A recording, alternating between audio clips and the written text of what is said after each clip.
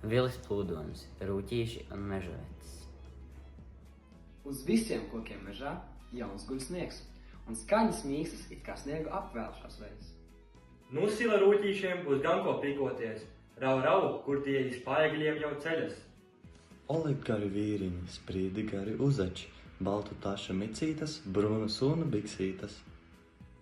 Divi pulko stājas, ņem pa gaisu kājas, sniega vali veļas, skāču vaļi ceļās. Šņās bumbas virtas, plīvo matu cirtas, klaigas un brēka, ņemas cik spēka. Kā vaigā zied tvīksme, kāds prieks, kāda līksme. Halo, heidā, bravo, urā! Te rupja balss no meža malas sauc. Tas tak par daudz. Vai tā jūs maniem kāšat spilviņus un tiniet tāstiņas? Un gaiņājāt no mājām žagatas, tik blēdis jums un niekošanās rūp. Tūlīt uz lāču puru lasīt lāču šonas.